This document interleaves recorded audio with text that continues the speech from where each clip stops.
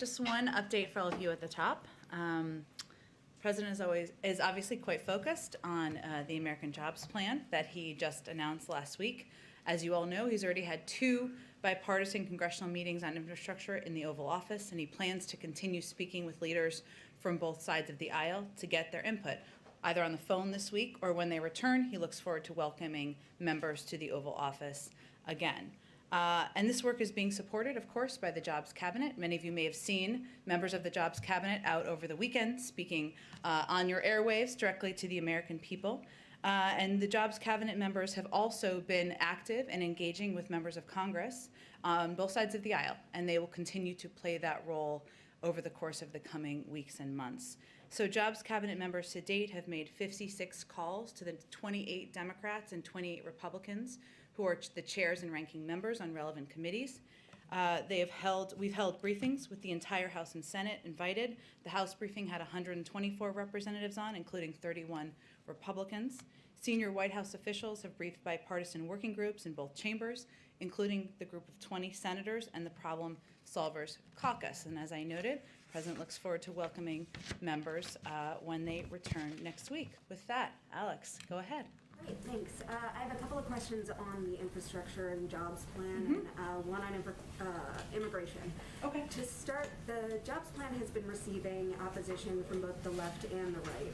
On the right this weekend, Senator Roy Blunt said that it would be an easy bipartisan win if the bill were more narrowly focused.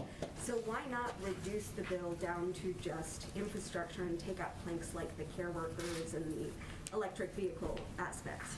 And then in addition to that, on the left, Senator Joe Manchin said today that he can't support a 28% tax increase on corporations. So is the White House open to lowering that? He said the highest he would support is 25%. Well, first, on the infrastructure question, let me say that some Republicans who have been vocal think investing in water systems and replacing pipes so Americans can have clean drinking water is not infrastructure, but the President does. Some don't think investing in high-speed rail is infrastructure. The President does. Some believe building charging stations to support America's electric vehicle future is not infrastructure. He believes it is. Some don't believe that America's broadband capacity, which is 1/3 of the American people, I should say, don't have access to broadband, and improving those lines and expanding that access is not infrastructure. The President does. Some believe that addressing the issue of America's supply chain so that we're never again at the mercy of China or any other nation is not investing in infrastructure. The President disagrees. Some don't believe that rebuilding schools so that they're safe and asbestos-free is investing in infrastructure. The President disagrees. And finally, some don't think that building a support system to take care of elderly parents or kids with disabilities at home so people can go back into the workforce. Some of those 2 million women who have left the workforce during the pandemic, some think that that is not investing in the infrastructure, our workforce of this country that are the backbone of this country. The President disagrees. But with all that being said, he welcomes their ideas, hopes they put them forward, and he looks forward to having conversations with members of both parties about how to address the long outdated effort to update our infrastructure. And then on Manchin, is the White House open to reducing the corporate tax rate? Well, first, the President felt it was responsible to propose a way to pay for his proposal. That's exactly what he did. He knows some members think it's too big, some think it's too small. Frankly, there have been folks who have come out on both sides, which we fully expected. He knows that some will come forward with different ways to pay for this package, and some may have views that it shouldn't be paid for at all. So we fully expect that from Senator Manchin and other members, and we expect the question of how to pay for the package, if we should pay for the package, to be part of the discussion moving forward. The White House is open to that conversation. We're open to hearing ideas and proposals from members, and we encourage them to put them forward. And then on immigration, we released a poll earlier today that suggests that 25% of Americans, only 25%, approve of the way that the President is handling the situation at the border with respect to unaccompanied minors. So does this poll suggest that the President needs to reevaluate his approach to that issue? Well, if I read the poll correctly, it also had 59% of Americans believing that unaccompanied children should be treated safely and be protected in that way. And 65% supported the reunification of families. There's no question this is a difficult challenge, and the president believes he was elected to address hard problems. And his focus right now is on expediting processing at the border, opening up additional facilities, addressing the root causes, and restarting programs to incentivize kids from applying from within their countries. So that's his focus right now. So is the issue just a messaging issue then? I mean, how do you explain the fact that Americans are not in favor of what the president is doing at the border? I'm not sure that's an accurate depiction of the poll, given that there was about 1/3 of the people who replied didn't have an opinion at all. So 40% said that they did not approve though. Fair, but also 1/3 said they had no view. So I think that right now our focus is not on looking at the poll. It is on implementing solutions, which is no question to address what we view as no question a difficult challenge, and hoping that we can ensure we are protecting these kids. We are continuing to reassert to the region. The border is not open. The majority of people, of adults who come to the border, are turned away. Continuing to implement programs in the region, whether it's working with them to address root causes or working with them to restart programs that can help kids from apply within country, that we feel those are the ways we can help address what is no question a challenging issue. Go ahead. Thanks. First I want to ask about the budget. What's the holdup on releasing it? We expect it to be soon. It's not the full budget, as you know, but just for clarity purposes, it's a kind of discretionary guidance. But we hope it to be soon. That it will be soon. We expect it to be very soon. I don't have a timeline on that quite yet. Well, every previous White House has released at least a budget blueprint or an outline, abbreviated budget, by the end of February. So what's the holdup here? Why is the delay now stretching into April? Well, there's no question, as we talked about during the transition, that we dealt with some impactful intransigence from the outgoing political appointees. We had some cooperation from the career staff, but we didn't have all of the information that we needed. As you all know, we also don't have a budget director. We have not had a budget director confirmed. We have now an acting budget director, which is an important step forward. But again, we expect it to be soon, and as soon as we have a timeline, we will make sure you all know. I also want to ask you a question about Major League Baseball. The league decided to move its All-Star game out of Atlanta. That's something that the president said he supported before. Does he then agree with their decision to move that game out of Atlanta under the voting law?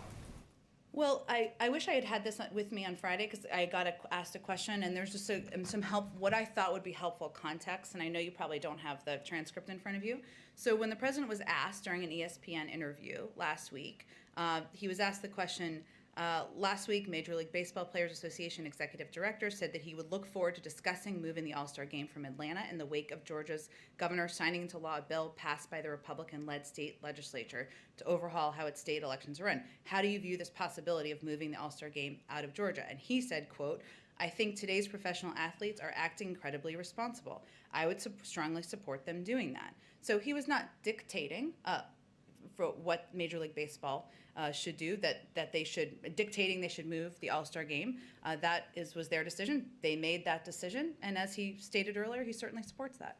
So he does support the decision to move the game then? Well, he supports them being able to make the decision and respond to what their players' asks are, given many of them are impacted, of course, by these laws. Okay, and then just one more on vaccines. Mm-hmm. So there's a report over the weekend that Governor DeSantis in Florida had been dealing with some sort of improper dealings with the supermarket chain Publix as far as distributing the vaccine. So did those reports give the White House any pause in working with Governor DeSantis in the vaccine program? Well, first let me say that for those who weren't following this in Florida, one of the concerns we've had as we've watched the data is that 17% of Florida's population is African American, but less than 7% of vaccinations have gone to African Americans in the state. That's one of the reasons that we opened 4 FEMA sites in Miami, Tampa, Jacksonville, and Orlando. And these sites disproportionately serve communities of color. So we've been closely watching this data and these statistics, as we would in any state across the country, and we took these specific actions for that purpose. We are not going to hurt the people of Florida just because of the steps or actions of leadership, and we will continue to take actions to ensure that the vaccine is equitably distributed. Go ahead. Just to follow up on the baseball all-star game, I know that you made the point that he did not dictate the league move the all-star game out of Georgia, but he likes to say the words of a president matter. He said he would strongly support if players in the league wanted to do that, and they did it. So does he think that the PGA should move the Masters tournament that begins this week out of Georgia? I'm not here to call for anyone on behalf of the president or the vice president or anyone to take steps in reaction to the law in Georgia. The president was asked a direct question, and the context of the question was also around the league meeting to discuss this exact issue, and he answered the question. So then should we believe that if PGA Tour players who are arriving in Augusta this week or today to register for the tournament, if they got together and decided or talked about not participating, that is something he would strongly support? Or is there a difference between the way I'm sure he you will sees it? ask me that question or him this question, but our focus is on doing what we can to advocate for making voting easier and more accessible around the country. And that's where our efforts are going to be from the White House. Before the president said that he would strongly support moving the All-Star game out of Georgia, did he consider the economic impact? Because the Cobb County tourism CEO is saying they're going to lose $100 million in lost business activity, 8,000 hotel rooms. Did he think about that before he said he would strongly support the move? Again, he was doing an interview. He was given the context, as I just read out to you in full detail of how the question was asked. He answered the question. Okay, on immigration, 171,000 migrants were caught at the border in March. That's up from 100,000 in February. If the trend continues, do you have a sense of how many migrants the United States can handle this month?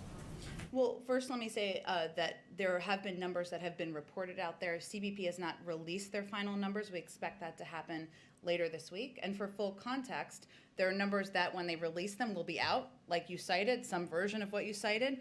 But those are reflecting of people coming, and we should also be reflecting, and I hope I'm encouraging people to do this, people who are turned away. Because again, single adults, based on your own reporting and everyone's reporting, the vast majority continue to be turned away at the border. I don't have any predictions about numbers that will come. We're obviously taking steps, as I addressed in response to Alex's question, to address the root causes, put in place programs that people can utilize to apply from in country, send a clear message the border is not open and that we're turning away the majority of adults when they come to the border.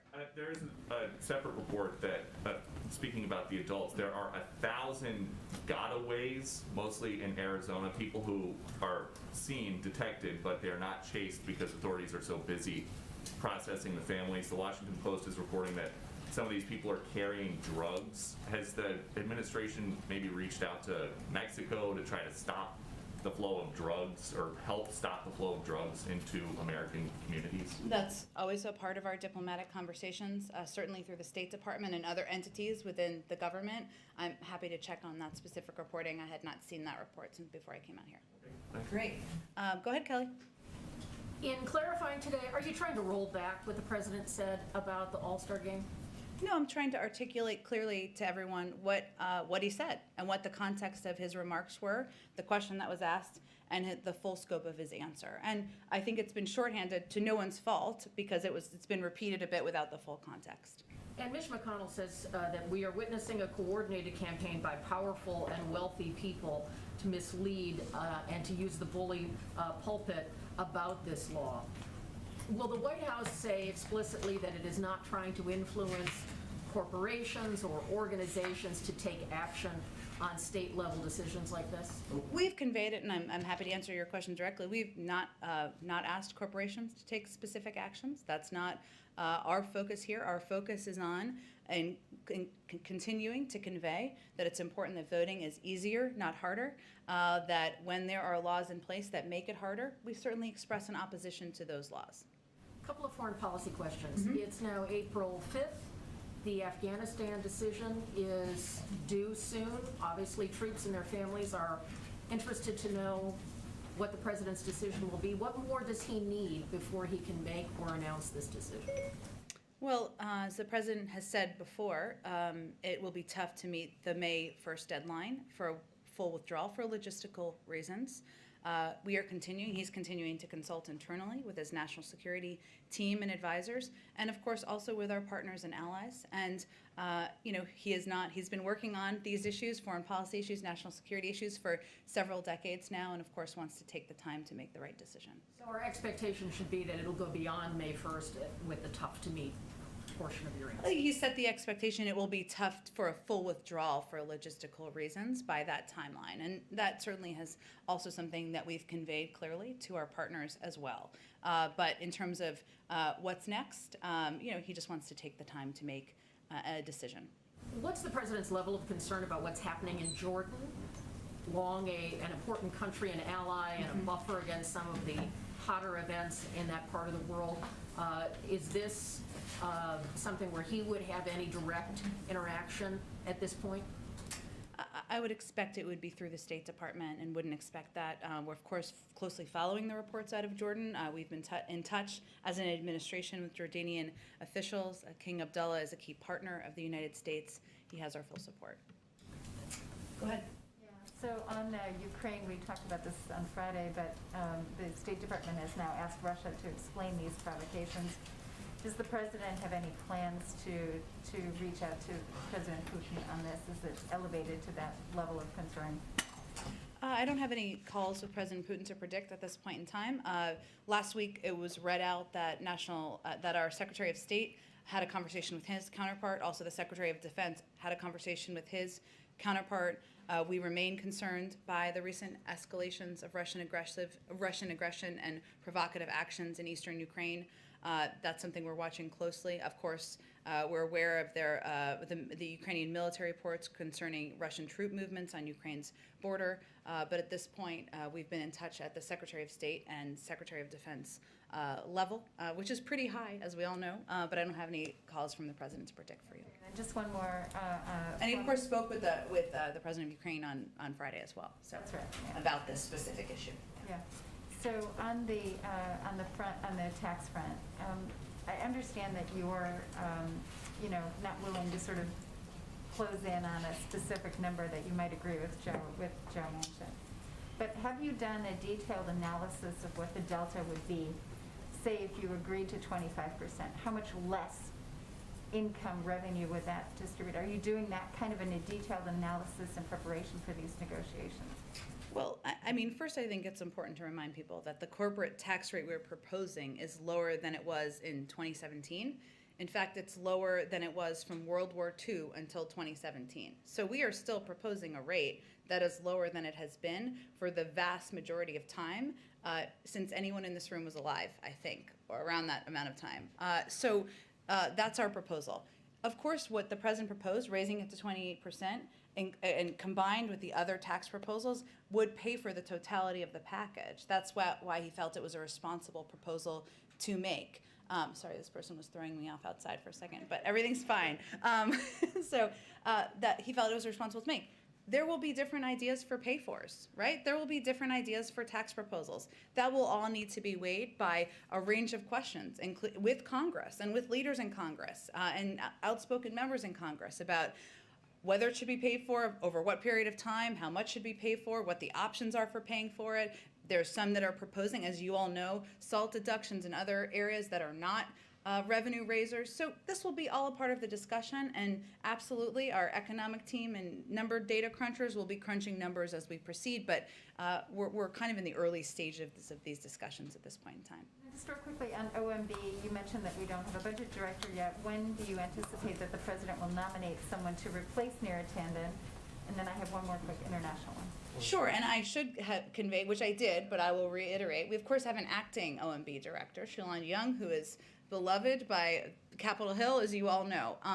And so she is, of course, playing a very important role, but we didn't have one for some period of time because she was only recently confirmed as the deputy and now the acting. I don't have a personal update for you in terms of the timeline for formally nominating a replacement on OMB. A A lot of people have said that they think Shalanda Young should just get the job. I mean, that she should be nominated for the #1 job. Can you say anything more on that? I would just say the president thinks so highly of her that he has nominated her to serve as the deputy director of OMB, which is also an enormous job.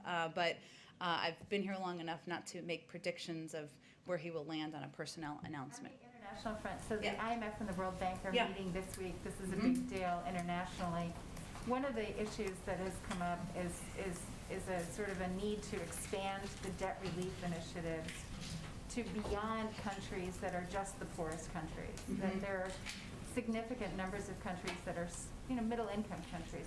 Is this something that the president is willing to take on, and is this a message that he wants his officials to send during these important meetings? Well, there's no question that the COVID-19 pandemic has deepened global economic inequality.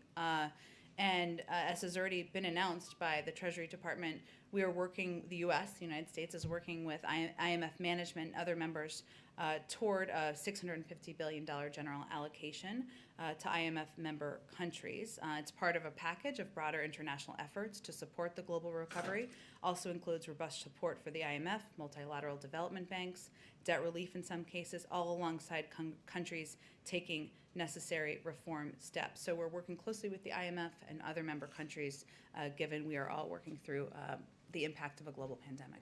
You don't want to say anything about expanding the universe of countries that are going to get help? Because right now it's limited to just the poor countries. Yeah, Poorest countries. I would point you to the Treasury Department for more specifics beyond that. Go ahead, Ann.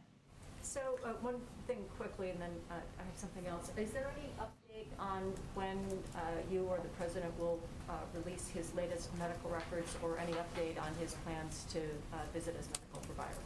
I don't have an update. I'm happy to check with our team and see if there's one we can provide you all soon, in short order. Anything more precise than soon? I'll have to check with the team and before I give you a specific timeline of when we'll have that available. And then back on the MLB question, given that, as you say, the president supports the ability to make this decision, does he also support other organizations or businesses making similar moves, which I guess would broadly be called boycotting other events in other states should they pass similar laws? I'm thinking here of Arizona and others that may be considering similar voting restriction laws. That's not something we're calling for from the White House. Our focus is on working with Congress to put in place voting rights legislation, working with leaders who, like Stacey Abrams and others, who are advocating for more expanded laws and more expanded information out to people to make it easier to vote. So that's really where our efforts are focused. Although, I mean, some of this may be moving at a faster pace in these states, then you're going to be able to get an omnibus national voting rights law passed. So there will be there'll be inflection moments here between now and then where other organizations would be looking at making the same kinds of decisions that MLB made. Does the president think they should be able to make those decisions to pull out of? Well, I mean, broadly speaking, of course, the president and we all believe private sector entities are going to make decisions, and that's their role to do so. What I'm conveying, what I can speak to, is what our focus is on and what our role is here from the White House and what his energies will be directed toward, which is voting rights legislation, continuing to voice and advocate for the need to make it easier and not harder to vote. That's where he will be spending his time and effort, as will we in the White House. And then lastly, on Iran, with the indirect talks beginning tomorrow, I mean, here it is the first week of April. This is a foreign policy priority of the president's throughout the campaign, really one of the very few specific things he said he wanted to do. Is he disappointed that it has taken this long to get to what isn't even a face-to-face negotiation? And does he think that there's still time to pull a deal together before Iranian elections in June? Well, he knows from living through it, as do you from covering it for many years, that diplomacy can take time, and sometimes it is not at the pace that everyone would prefer. And we certainly have experience, as does he, from having been in the Obama-Biden administration, of the time it took to work through a diplomatic process. I don't have a prediction to make in terms of how long it will take. You're right that, of course, what is happening in the coming days is really focused on indirect talks that are happening through the Europeans. That is still, in our view, a step forward toward diplomacy, and that remains our first objective. And does his position remain that the U.S. will not drop any sanctions until Iran returns to full compliance? Well, his position hasn't changed on how he's approaching, or we should approach, the negotiations, and we certainly expect that the primary issues that will be discussed over the course of the coming days are the nuclear steps that Iran would need to take in order to return to compliance with the terms of the JCPOA, and the sanctions relief steps that the United States would need to take in order to return to compliance as well. But we're just at the beginning of the talks, and we don't anticipate presently that there will be direct talks between the United States and Iran through this process, though we remain certainly open to that prospect. Go ahead. Thanks, I'll come Jen. back to you, Caitlin. I'm sorry. Go ahead. You mentioned last week on infrastructure that you'd like to see progress on the bill by Memorial Day. I'm wondering if you can just define progress. What do you want to see happen by Memorial Day? I don't think I'm going to define progress more than, we hope members will be proposing ideas. We hope that there will be constructive discussions. We hope that there'll be committees meeting, but we'll leave it to Hill leadership to define what progress looks like. And just back on Senator Blunt's proposal about a smaller package, is it out of the question for the White House to split up the infrastructure package, or is that something the president would be willing to do? Well, we certainly expected, and it has played out, that some will believe that the package we proposed is too small. Some will believe it's too big. And we're happy to have discussions with members who have both points of view. But at the end of the day, the package that the president proposed makes a historic investment in our nation's infrastructure, rebuilds our economy, helps create 19 million jobs. And, we're hopeful that others will come forward with ideas that are as bold and innovative and will help do the same type of work for American workers in our economy. And then also just one more on the American Families Plan. I think you said that you expected that Biden to talk about that sometime at the end of April. I just wondering if you can give a specific timeline on that. And would the strategy there be to try to pass that at the same time as infrastructure, or would you wait until after an infrastructure package gets across the finish line? I'm not gonna be able to outline the legislative strategy for a package we haven't proposed yet, but I said at the time in the coming weeks, but I don't have anything more specific than that at this point in time. Go ahead, Caitlin. Just to follow on Jordan, the budget, are we not going to get it until there's a budget director in place? No, I didn't mean to convey that message. He was asking what the impact, what the delay was caused by. And largely it was caused by intransigence in part during the transition, but also we didn't have a confirmed budget director for a period of time, so that is a factor too. So that was answering that part of his question. So we'll get the budget before there's actually a budget director. Well, there'll be in a couple place. different components, and these terms are so Washington, but here we are. So there's the discretionary guidance, which would be the first piece of this, which would be short, not a very long document, a skinny budget, and a longer budget. So there's usually a couple different components that would come out. Okay, and back on infrastructure, the White House is saying that they are open to alternative proposals from other lawmakers, Democrats and Republicans, but Roy Blunt has put one forward. It's $600 billion. It's more traditional definition of infrastructure. So is the White House open to anything that he has laid out in this proposal, or that he says he's pitched directly to the White House? Well, I think what I was conveying is that it's time for people to be bolder and more forward-looking about what infrastructure looks like. Infrastructure is not just the roads we get a horse and buggy across. Infrastructure is about broadband. It's about replacing lead pipes so people have water. It's about rebuilding our schools. And so, of course, we're happy to hear proposals, but I think the definition of infrastructure we have a disagreement about. So what is the White House's definition of infrastructure exactly? Well, I think it's what I went through earlier when Alex asked the question, which is clearly a number of the items I just talked about. It is rebuilding schools. It is rebuilding our nation's waterways. It is ensuring that we can rebuild pipes so that we don't have kids with lead in their drinking water. It is rebuilding the backbone and the infrastructure of our workforce, because there are 2 million women who are out of the workforce who hopefully, if we could help them with caregiving, will be able to rejoin. So there are a number of components that I outlined earlier, but that we believe define how we can invest in an innovative, forward-looking way in our economy, in our workers, create jobs, and that's the proposal we put forward, and we look forward to having discussions about. So one thing that Senator Blunt proposed was paying for it in user fees and other revenue streams that's not raising the corporate tax rate. And in this proposal that we have from the president, 8 years of spending, 15 years of taxes. So what happens, what is his defense to lawmakers who ask, well, what happens when he's not president and the Congress is different, and if they repealed those tax changes? Well, then I hope you'd be asking whoever's standing right here, who might be a Republican, if they rolled them back, that exact question at the time. But our view is that the corporate tax rate, which again is what we were proposing, it be at a rate that is still lower than it was in 2017 and lower than it was from between World War II and 2017. Our view is that corporations can pay more, not that it should be on the backs of consumers and the American people through user fees, which is exactly what it would be. My last question is on what happened with Johnson & Johnson, that is this vaccine being produced at the Emergent plant in Baltimore, not too far away. Of course, we saw what happened last week and over the weekend, where there was a mix-up in what would have amounted to 15 million one-shot doses, which is a lot for what we're trying to do. So what was the president's reaction to that?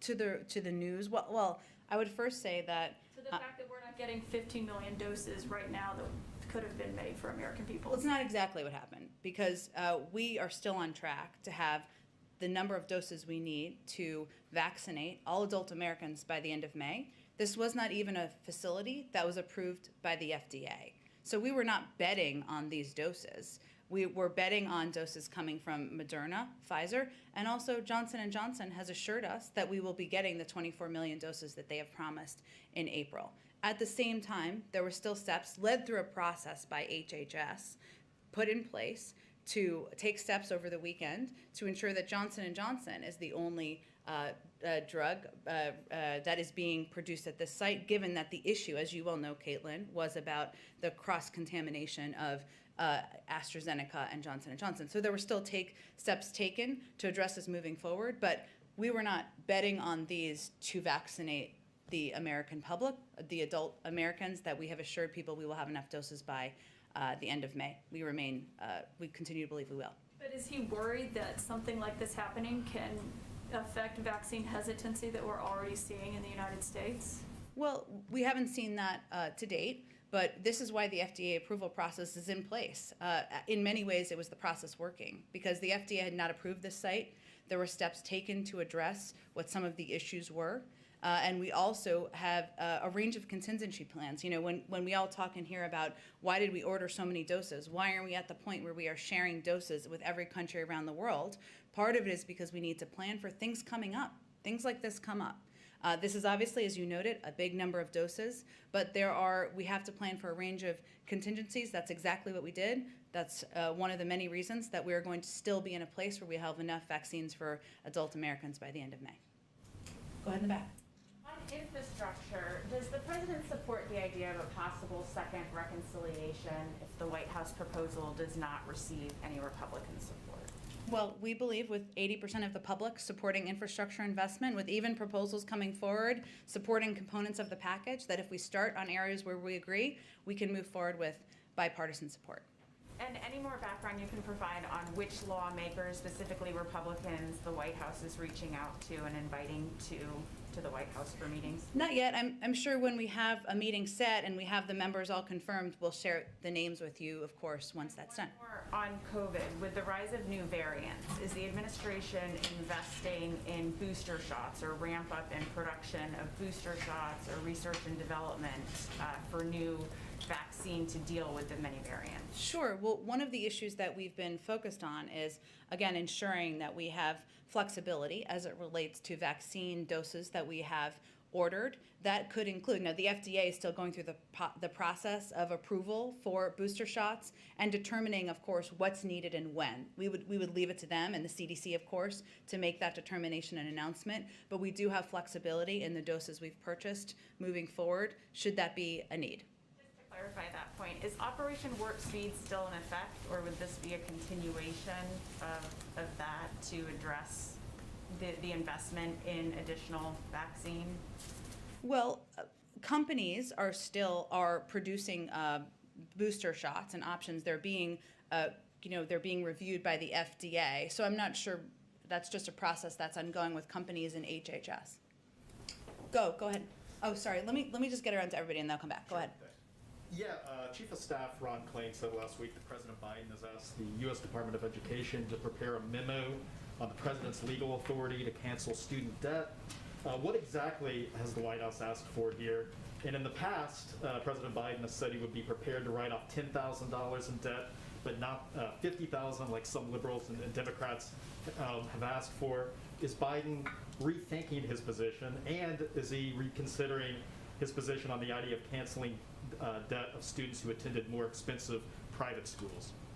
Well, first, he continues to look forward to, he'd welcome a bill signed by, or passed by Congress, I should say, to cancel $10,000 in student debt, and he'd be happily sign that.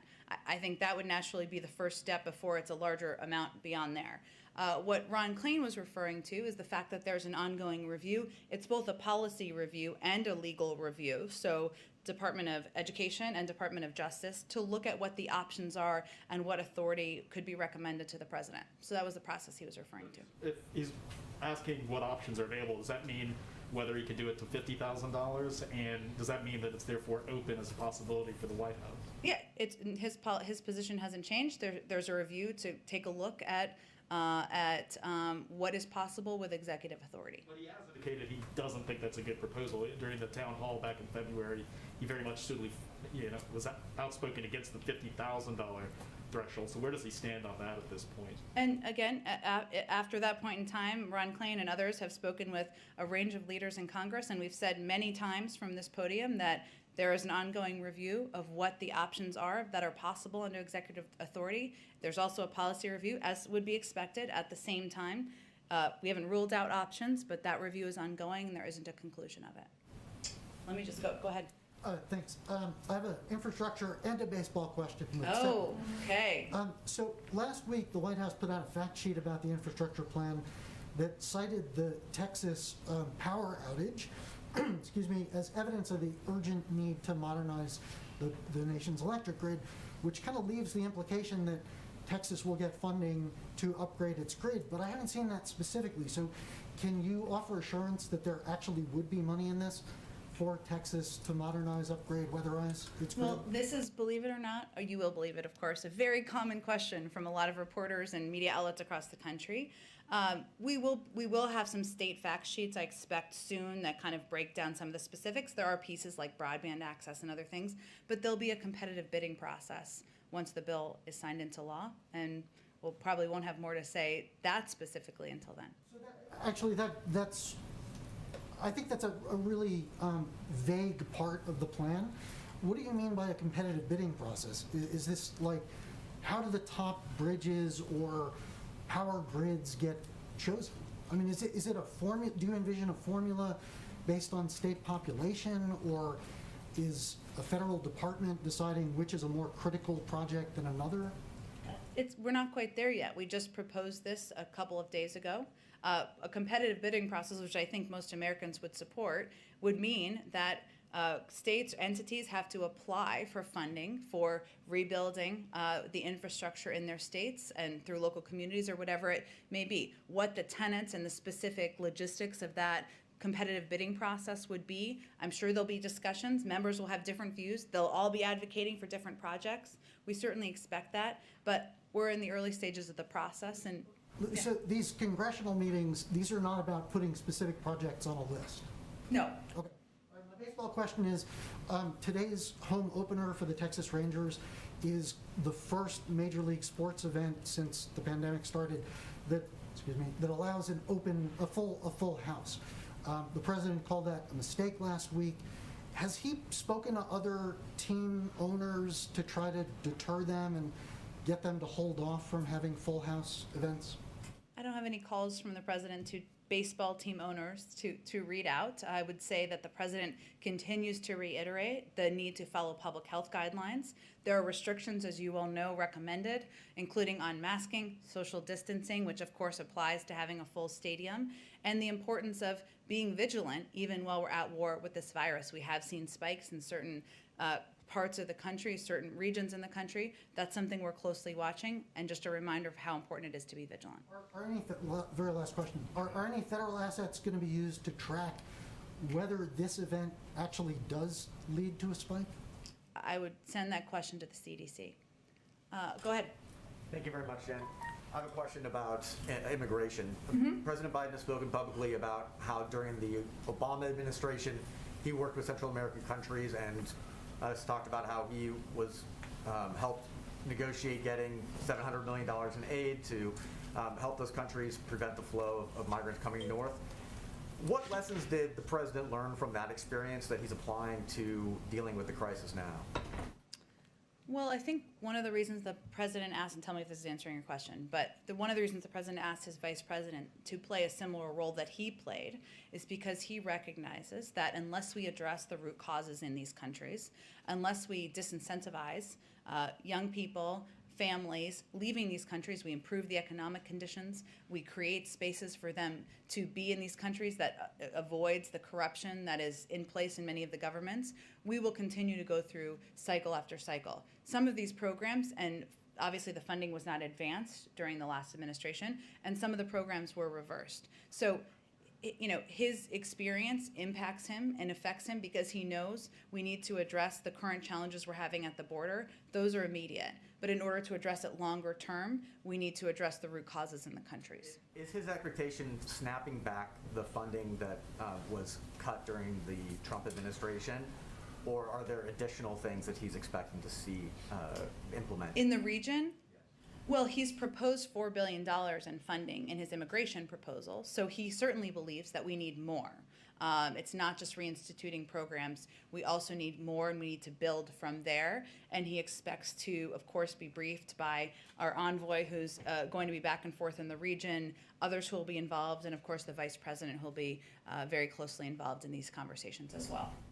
When can we expect, on climate, when can we expect to see the U.S. commitments under the Paris Agreement that the U.S.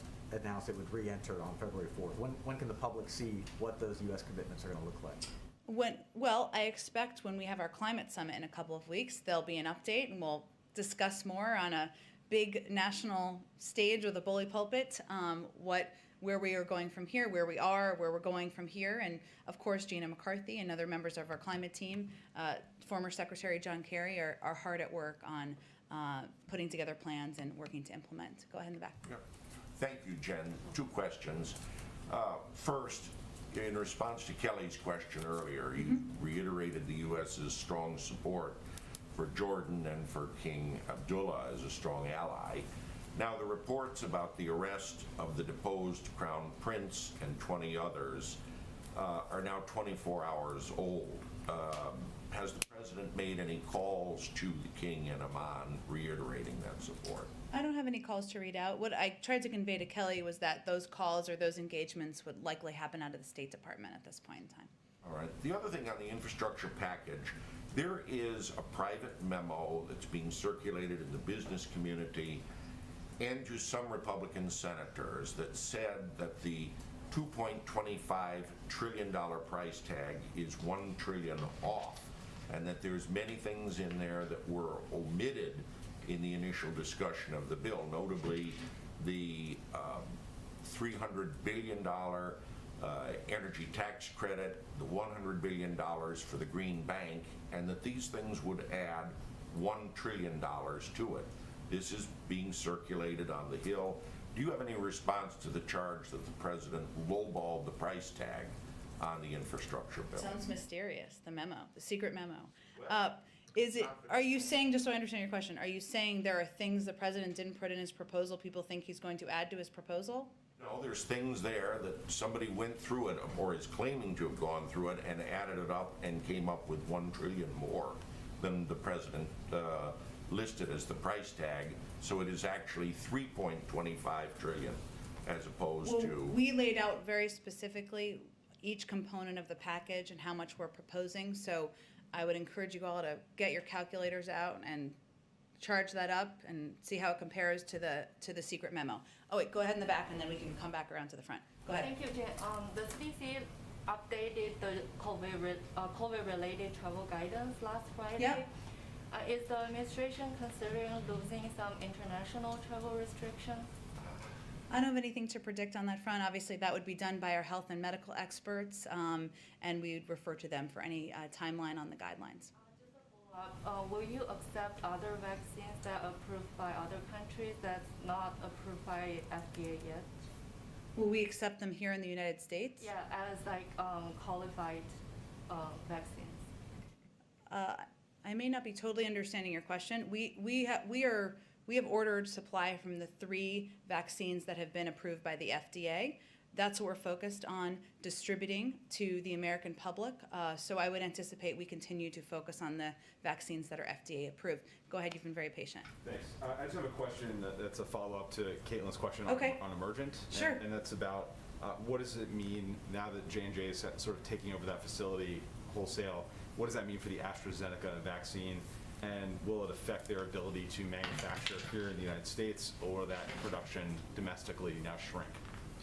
Well, first, we're working with AstraZeneca to immediately identify other facilities to continue their domestic manufacture of AstraZeneca drug substance, and several options are under consideration.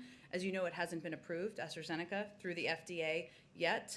Johnson & Johnson has, hence the importance of Johnson & Johnson production continuing to be expedited. Thanks. Sure. Go ahead. So a small question, just trying to make certain I understand where you are with taxation on Okay. the individual level. On Yeah. Friday, in the president's remarks in the state dining room, he said it won't raise a penny tax on a family making less than $400,000 a year. Last week, there were some questions about this. You also included individuals. So is it families, joint filers, individuals? Is that threshold determined? He will not raise taxes on any individual or family making more than $400,000 a year. We expect there'll be more specifics on what he's proposing, some of the things that he's talked about on the campaign trail as it relates to individuals as we get closer to the rollout of the families plan. Go ahead. Is that me? That's you. Go Got ahead. it. Thank you. And then- A quick one. So in California, as the school districts decide how to reopen, the United Teachers of Los Angeles Union, their members are asking for free childcare for their own kids, for the teachers' kids to go back. Does the White House think that that is something that they should get? I would point you to the state of California and the local school districts to have those discussions. And then just one more quick one on Georgia to put a bow on it. Is the president going to change the way that he talks about the new Georgia voting law? Because in that interview that you referenced, he said the law would end voting at 5 o'clock when working people are just getting off, and he said it would end voting hours early so working people can't cast their vote after their shift is over. But the Washington Post gave that claim 4 Pinocchios because that part of the law gives counties the option to extend voting hours. And so I'm just curious if the president is going to change the way that he's talking. Well, fundamentally, the president doesn't believe it should be made harder to vote. He believes it should be easier. And this bill makes it harder to request and return an absentee ballot. It collapses the length of Georgia's runoff election, making it harder for large jurisdictions to offer early voting. It imposes rigid new restrictions on local officials' ability to set polling hours to suit the needs of voters in their county. Those are all pieces of the bill. So his view is that we need to make it easier and not harder to vote, and that will continue to be what he advocates for. But the thing he said has been determined by election law experts to be not true. So I'm just curious if he's going to stop saying that. Well, again, I think we can, the fact checkers will also tell you that this bill does not make it easier for people across the state of Georgia to vote, and that's where he has concerns. Go ahead. Yeah. Semiconductors, Mhm. you've got this April 12th meeting coming up with senior officials, but also from industry. Mhm. Can you give us a list of companies that will be participating in that? And then there was a report out on Japanese media saying that the president and the Japanese prime minister were working toward an agreement on supply chain, shoring up the supply chain for semiconductors. Can you say anything more about whether there is some kind of agreement in the works and what you're expecting to come out of both of those meetings? Well, first, I expect when we get closer to the meeting, we will have, and we have a confirmed list of participants. We will share the list of companies and participants with you, but probably not until we get much closer to that actual meeting. As it relates to Japan, as we've made clear, the U.S.-Japan alliance is a cornerstone of peace, security, and prosperity in the region, and that is one of the reasons why we're working to deepen our close coordination across a variety of areas, including supply chains, as Secretary of State Blinken discussed with his counterpart last month. But in terms of specifics of those discussions and what's possible in the future, I just don't have anything to preview for you at this point in time. Sorry, can I just do one quick follow-up, Peter? Yeah. But the president does acknowledge that the new law doesn't change election day voting hours, right? Well, look, Caitlin, it also doesn't expand them for early voting and makes early voting shorter. So there are a lot of components of the legislation he is concerned about, and that's what he was expressing. Right, but he does acknowledge that because his comments have been confusing about closing it at 5 p.m. That's correct. So he does acknowledge that it doesn't change I the think voting. what's important is to report on all the components that make it more difficult to vote in the package in the legislation. All right. So we have a special guest. I will say that we know that this is one of the events where people get to take their children, family members, friends too, and it's not quite the same. We'll do a big one next year, but we still wanted to have a visitor and some special commemorative Easter eggs for all of you from the President and the First Lady. Is the bunny taking questions? Not today, but we'll invite the bunny back for a future briefing, as always. But the bunny's wearing a mask. Use every opportunity. Is this the same bunny suit that Sean Spicer wore? Do we know? It does not look similar, but we'll have to fact check that for you. Different eyelashes. Are we giving those out? Yes, we're gonna save them with Chris. All right.